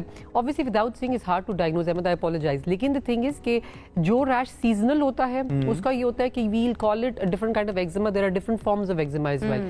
Then there is the fact کہ ہم سردیوں میں زیادہ products use کرتے ہیں, so we use a lot of oils, a lot of lotions, a lot of creams. Vaseline type. It could be possibility کہ ان میں سے کسی سے reaction ہو رہا ہے. Third, infections and infestations وہ بھی کامن ہوتی ہیں ونٹرز میں, کیونکہ ونٹرز میں ہم بہت کلوز اسپیسز میں رہتے ہیں. تو آپ سارے کس چیز سے ہو سکتا ہے؟ So these are basically parasites. So unfortunately ہمارے یہاں what I see a lot is scabies. So this has been the common theme since years and decades. کیونکہ سردیوں میں people like to stay in, ویسے بھی لوگ confined spaces میں ہوتے ہیں, لیکن سردیوں میں کچھ لوگ زیادہ close رہنا پسند کرتے ہیں. Sometimes in people with low socio-economic backgrounds جو sharing رضائیاں, یہ کریں گے, ان کو تھوڑا حل بتائیے کیا کریں تو کچھ بہتری ہو سکتی ہے. الگ الگ رضائی کر لیں ideally تو yes. Okay, let's not go there. No, but ideally yes, and also دھوپ. ہمارے یہاں دھوپ has got a lot of healing power as well. تو آپ اپنی بیڈنگ کو دھوپ لگوائیں, this is very important. للنس کو دھوپ لگوائیں, جو چیزیں آپ بار بار واش نہیں کر سکتے, جو چیزیں واش کر سکتے انہیں 50 to 70 ڈگری سے زیادہ گرم پانی میں دھوئیں. So that does not mean کہ ہاتھ بیٹھ کے احمد کیا کرے, احمد کو دھوپ میں رکھیں. احمد کے بارے میں بتائیے. First of all you have to see a good doctor, that's the first most important. Of course, because moina ہم ایک جنیرک بات کر سکتے ہیں لیکن ہم تفویض نہیں پرسکرائب نہیں کر سکتے. While you're waiting to do that, جو یوریا بیسڈ کریمز ہوتی ہیں اور ایمولینٹس ہوتے ہیں وہ خارش روکتے ہیں اور وہ آپ کی جلد کو ہائیڈریٹ بھی کرتے ہیں. So I would try any of them. میں تو کہتا ہوں زیادہ پانی پیئیں, بہت ضروری ہے, اور کنو مینو کھائیں, ان سے بھی فائدہ. اچھا, ایگزیما کی آپ نے بات کی, کچھ لوگوں کا ایگزیما اتنا سویر ہو جاتا ہے کہ وہ بہت پینفل ہو جاتا ہے, اینڈ دین آپ ان کی اسکن دیکھتے ہیں تو ایسا لگتا ہے ایک لیئر بنی ہوئی ہے ڈرائنس کی. تو اس کے لیے کیا کریں؟ اور دوسرا یہ بھی بتائیے گا کہ یہ ڈرائنس جو ہے یہ میلز میں زیادہ ہوتی ہے یا خواتین کی اگر ہم بات کریں ان میں زیادہ ہوتی ہے, اسپیشلی سردیوں کو لے کر؟ تو basically the eczema that is کرسٹڈ, جس طرح آپ نے بولا ہے, جس پہ فشز بھی ہو سکتے ہیں, کریکس ہوتے ہیں, لوگوں کے ہاتھ ہوتے ہیں جن میں کٹس پڑ جاتے ہیں, that is the worst scenario. تو یہ ایجوکیشن بہت ضروری ہے. ان دس سچویشن آپ کو پیشنٹ کو بار بار یہ ریٹریٹ کرنا ہوتا ہے کہ وہ اسٹیج آنے ہی نہ دیں. وہ والی اسٹیج جب آ جائے تو we can heal it. It's not all doom and gloom. ہم آپ کو اسٹرانگ کریمز دے کے اس کو ہیل کر سکتے ہیں. دیز آر डेडिकेटेड क्रीम्स, ये आप खुद से नहीं लगा सकते. तो एक बड़ा मसला है कि हमारे मुल्क में 2-3 क्रीमें जो हमारी कॉमन क्रीम्स हैं, तो मरीज जब हमारे पास आते हैं वो कहता है कि ये तो मैं पहले लगा चुका हूँ, तो आप अपना सर पकड़ के बैठ जाते हैं, भाई ये सबसे लीथल स्टेरॉइड क्रीम थी, आपने पहले खुद लगा ली है, तो अब I have got nothing left to give you. So it's really difficult. तो हम इसको आसान अल्फाज में से कि कुछ भी स्किन पे अप्लाई करने से पहले थोड़ा सा उसको पढ़ लें. अब तो सबके पास मोबाइल फोन है. हम जब बचपन में सरकारी स्कूल्स में जाते थे ना, मैं थोड़ा अवामी सवाल आपसे करने लगा हूँ, तो अक्सर बच्चों के हमारे भी कभी कभी वो जिसे पंजाबी में से कहते हैं कि फुट जाती थी स्किन, ठीक है, हाथ भी और ये भी, और फिर कुछ जो बच्चे वेस्लिन टाइप चीजें अफोर्ड कर लेते थे या कोल्ड क्रीम्स तो लगा लेते थे, अदरवाइज बेचारे ऐसे ही ठीक हो जाते थे. तो इसका कोई हल हमें क्विकली बताइए. वो माएँ जो कुछ बहुत ज्यादा हैवी क्रीम्स टाइप अफोर्ड नहीं कर सकती, बच्चों की स्किन खराब होती है, स्कूल जाते हैं, मिट्टी में खेलते हैं, तो उनका क्या हल है? वो क्या करें? दो बातें. एक तो don't take the streets to bed. अगर मैं डबरोटी का एग्जांपल देती हूँ, अगर आप डबरोटी के सारा दिन अपने फिरते हैं साथ में, तो शाम को वो डबरोटी आप क्या खाएंगे? नो, नेवर, बिकॉज वो will be covered with filth. तो हमारी स्किन वैसी ही है. आप सारा दिन बाहर फिर रहे हैं, तो don't take the streets to bed. रात को नहाएं, मुंह हाथ धोएं, अगर नहा नहीं सकते तो मुंह हाथ धोएं, पाँव धोएं. ये 2-3 अपने जो है ये धूल मिट्टी उतारें जो हर एक कर सकता है. दूसरी चीज है कि मॉइस्चराइजर इज द की. छोटी सी बात, लोशंस में वाटर कंटेंट ज्यादा होती है, वो लोशंस विंटर्स के लिए इतने फ्रेंडली नहीं होते हैं. Creams and ointments are better, which is why लोगों को वैसलीन बेहतर लगती है. मक्खन, बटर जो घर पे मौजूद होता है, बड़ी बूढ़ियां बहुत कहा करती थी, जो मक्खन जो ये पका रहे होते थे, तो वो थोड़ा सा होंठों पे लगा लो, फटे हुए ठीक हो जाए. फर्क होता है इससे पड़ता है? आई वुड लाइक टू से yes. I don't know what the research says लेकिन about it. डाइट में हम क्या इंटीग्रेट कर सकते हैं? So water, hydration inside from within is also important. अच्छा, मक्खन खाने से भी कहते हैं कि मक्खन खाएं अगर बहुत ज्यादा ड्राइनेस हो गया ना. I doubt कि ऐसा होगा कि ऑयली चीजें ज्यादा खाने से ज्यादा स्किन ऑयली होगी. साइंटिफिक प्रूफ नहीं है इसका. नहीं, there isn't, no, sadly. But the thing is that putting on thick layers of ointments is really useful in this situation.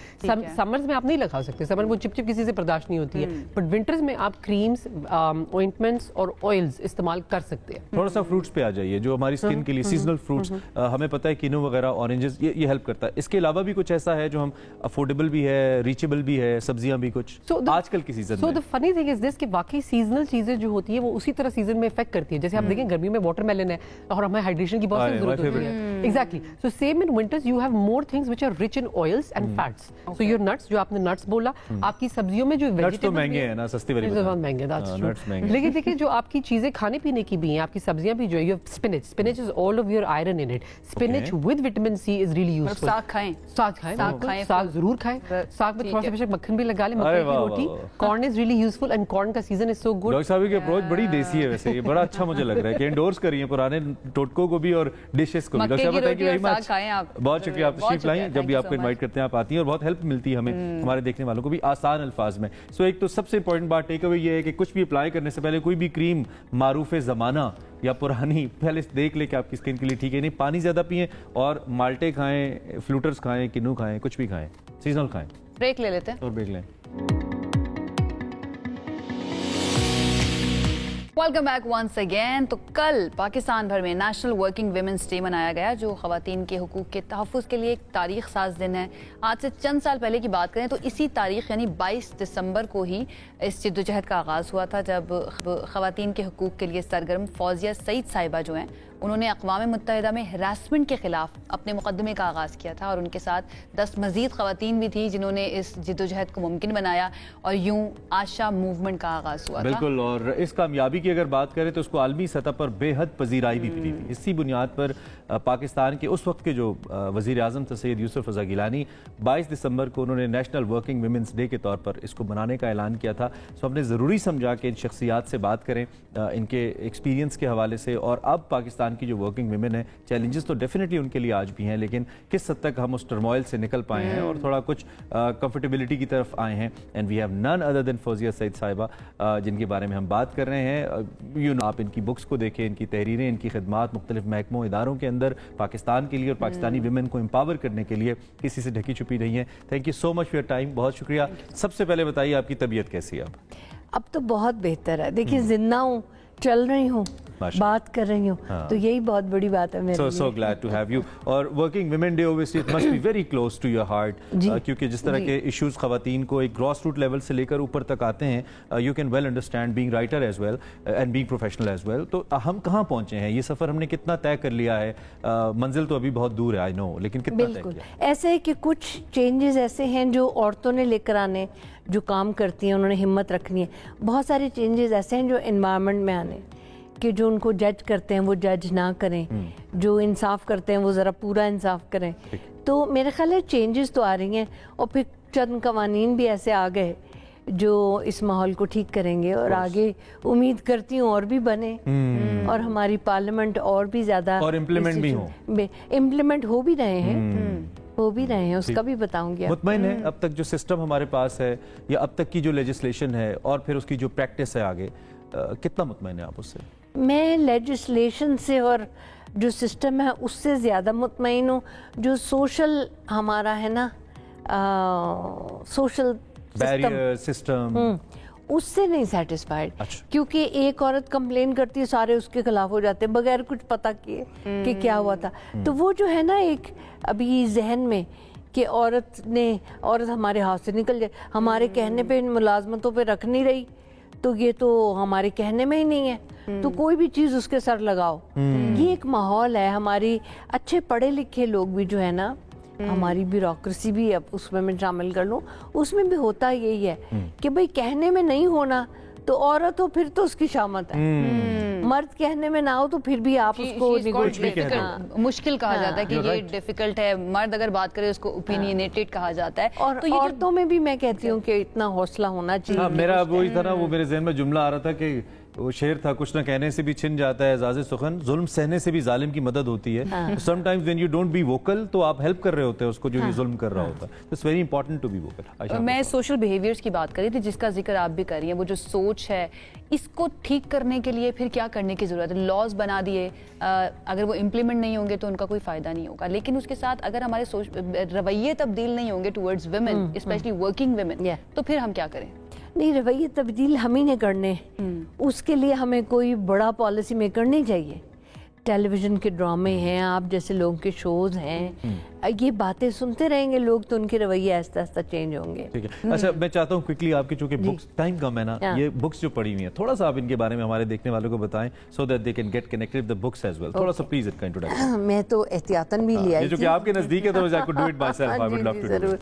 पहले तो सबसे मैं ये बताऊं जिसके लिए मैं आई हुई हूँ, ये अदब फेस्टिवल में मेरा कल सेशन था, टैपेस्ट्रीज का नाम है।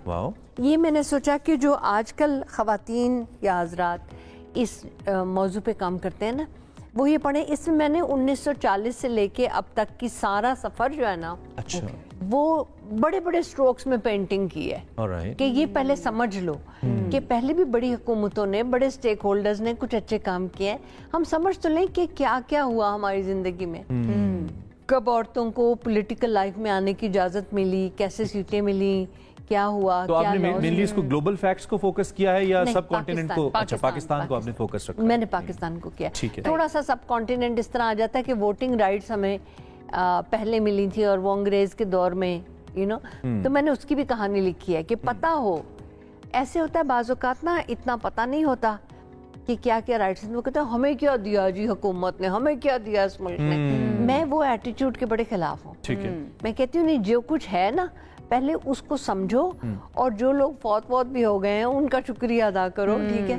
जैसे आगे की नस्लें, मैं चाहूंगी मैं भी उस लाइन में हूँ कि मेरा भी शुक्रिया अदा करें, मगर ये कि जो है उसको एक्नॉलेज करें और फिर वो जो दरवाजे बना दिए हैं ना उनको तोड़ो, निकल जाओ। फौजिया साहिबा, अभी तक खवातीन के लिए जो काम किया गया है पाकिस्तान में, जिसमें आपकी भी बड़ी खिदमत है, डू यू थिंक कि वो काफ़ी है या फिर और कितना आगे जाना पड़ेगा? हम कब समझे कि अब पाकिस्तानी मुआशरा जो है खवातीन के लिए, वर्किंग वुमेन के लिए एक महफूज मुआशरा है?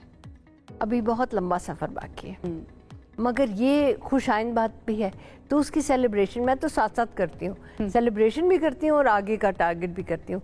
सेलिब्रेशन ये है कि अब डाइवर्स फील्ड्स में आ गई हैं औरतें। पहले होता था भाई स्कूल टीचर बन जाओ, नर्स बन जाओ, ठीक है ना?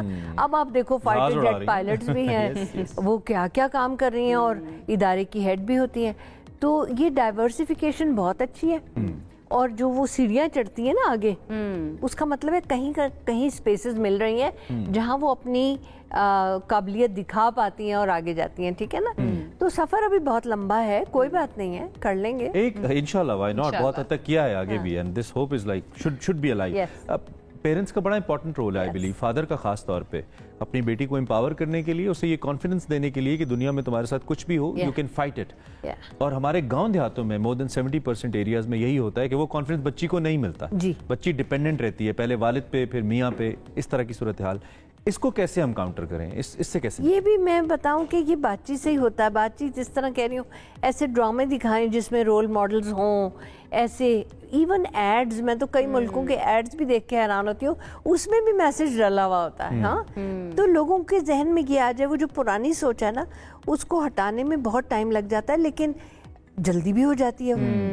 اگر یہ دکھائے نا کہ یہ ایک نارمل چیز ہے کہ بچی نے کام کرنا ہی ہے, وہ کہتے ہیں ہم نے کوئی اس سے کام کرانا ہے. سسرال میں کہو نا شادی ہو رہی ہو کہ بھئی اس کو ختم کرنے دینا, اس کی ماسٹرز کی, اب یہ کہتے ہیں ہم نے کوئی نوکری روٹی پکانی ہے جا کے. لیکن بڑی انٹرسٹنگ بات آپ نے کی اور بڑی اچھی بات, اور ہم نیٹ ورک جو ہے وہ اس سلسلے میں بڑا کام بھی کر رہا ہے. ریسنٹلی ڈرامہ بہت کر رہا ہے, اس کے اندر جس طرح سے دکھایا گیا ہے ایک بیٹی اور باپ کے تعلق, اور کیسے باپ اپنی بیٹی کو امپاور کرتا ہے. ابھی تنمن نیلو نیل بھی اسی کیٹیگری میں آتا ہے. ڈیفینیٹلی یہ بہت زیادہ امپورٹنٹ ہے. یہ ساری جد و جہد, اپنی جد و جہد کے بارے میں تھوڑا سا میں چاہوں گی کہ آپ بات کریں, کہاں سے شروع ہوئی اور کتنا آپ کو وقت لگا یہ جو آشا موومنٹ ہے اس کے لیے؟ ٹھیک ہے, شروع میں جو ہمارا کام تھا وہ زیادہ وائلنس اگینسٹ وومن تھا.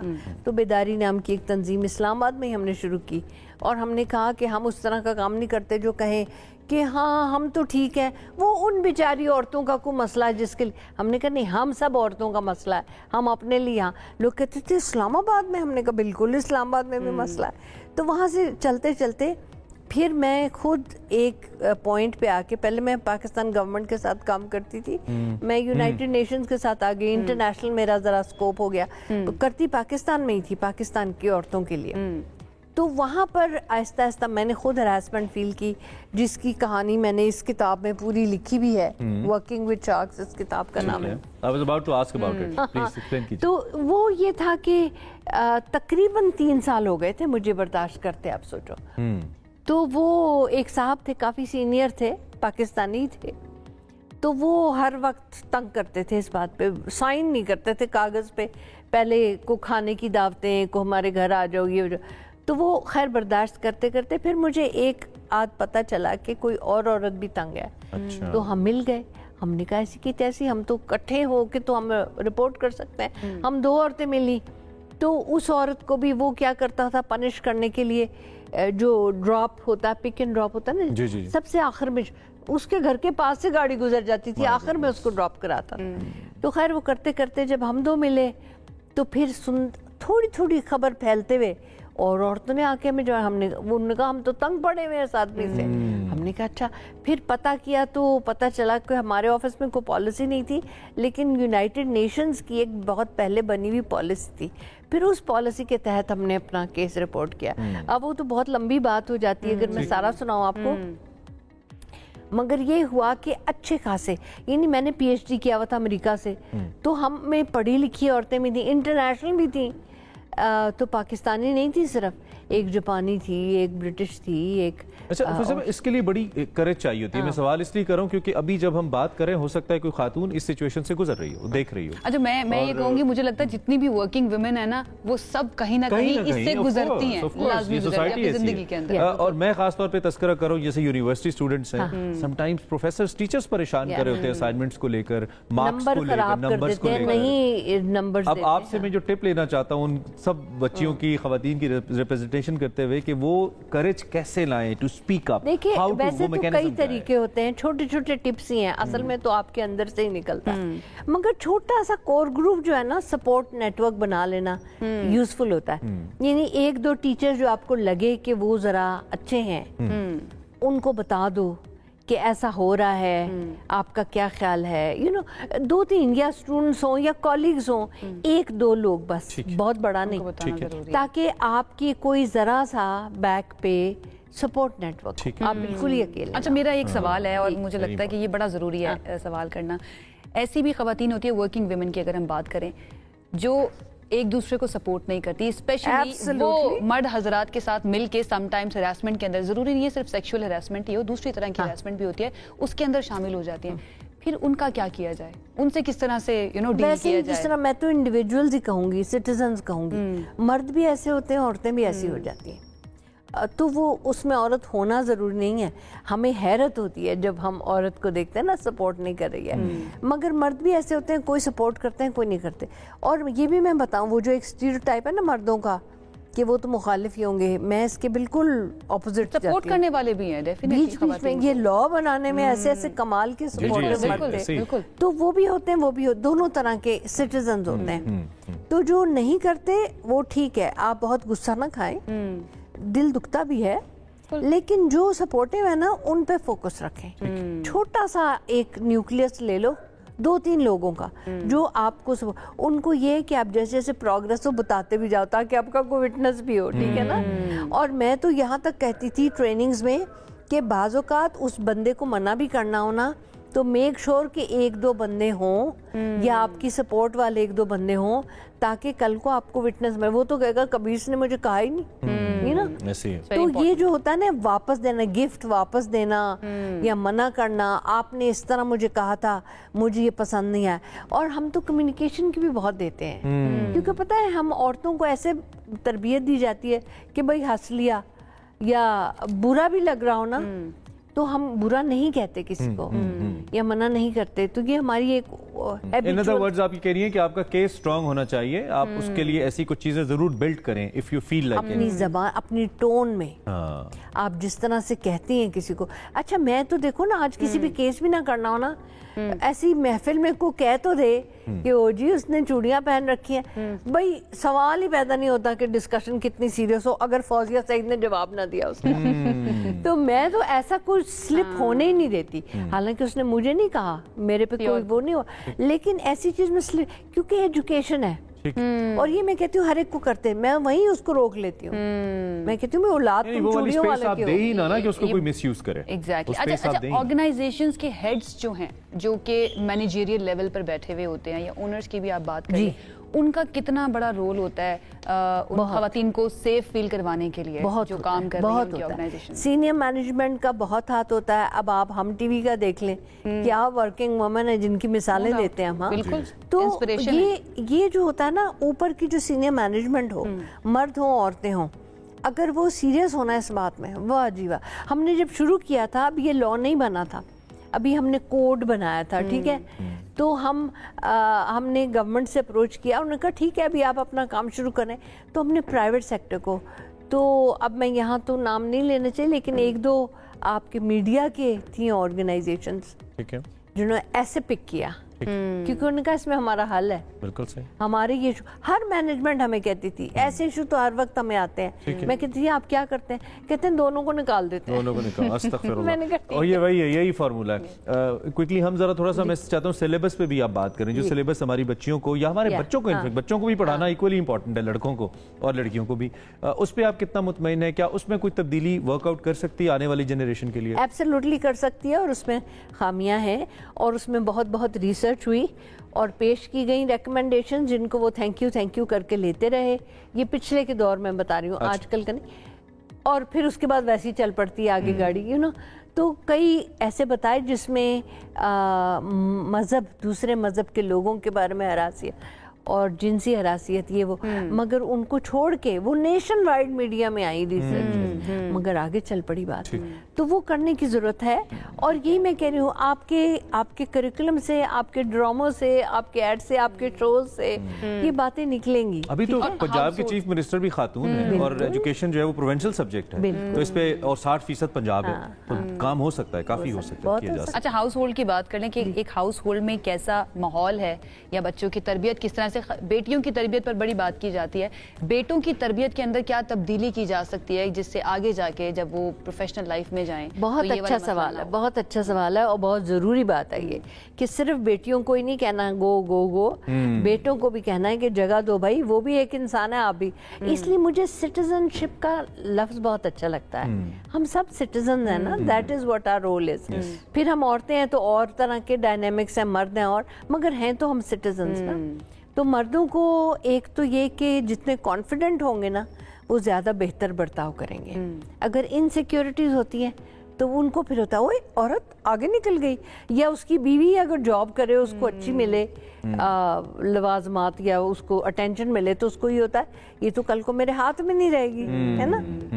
تو बॉसेस को भी ये होता है कि हाथ से निकल जाएगी, तो उनको भी जगह बनानी बिल्कुल चाहिए। ठीक। क्विकली मैं जानना चाहूंगा, लास्ट सवाल, कुछ फ्यूचर वेंचर्स के हवाले से बताइए। ये तो मुरतब होंगे बुक्स, और सामने आगे क्या कुछ और ऐसा है पाइपलाइन में जो लोग एक्सपेक्ट करें आगे आने वाले वक्त में?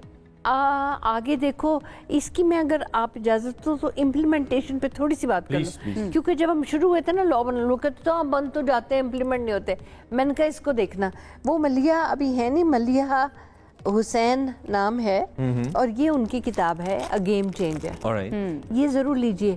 हम हर चीज अपनी डॉक्यूमेंट कर लेते हैं। इसमें बताया कि हर सेक्टर जो है ना वो कैसे इस लॉ से अपनी वर्क एनवायरनमेंट को डिग्निफाई कर रहा है, यानी बेहतर बना रहा है। हाँ, तो और बहुत सारी औरतें इसमें बताई हैं कि कैसे वो इस लॉ को इम्प्लीमेंट करती हैं, आके ट्रेनिंग्स लेती हैं मेहरगढ़ पे, और फिर कैसे इम्प्रूव करती हैं। अब फ्यूचर की चीज़ जो है ना, छोटी छोटी तो बहुत चीज़ें हैं। मतलब एक ज़माने में मुझे याद है कई पॉलिटिशियन थे, पार्लियामेंटेरियंस, उन्होंने मुझे बुलाया, कहने लगी किस तरह की आगे हम चीज़ें कर सकते हैं। मैंने कहा आप हंसोगे तो सही मेरी बात पे, लेकिन अगर सिंपल ये जो पार्क्स वार्क्स है ना, पब्लिक एरियाज हैं, वहाँ 2 टॉयलेट्स बना दो, एक के ऊपर वुमेन लिख दो, एक के ऊपर मैन। कहती हैं ये क्या बात हुई?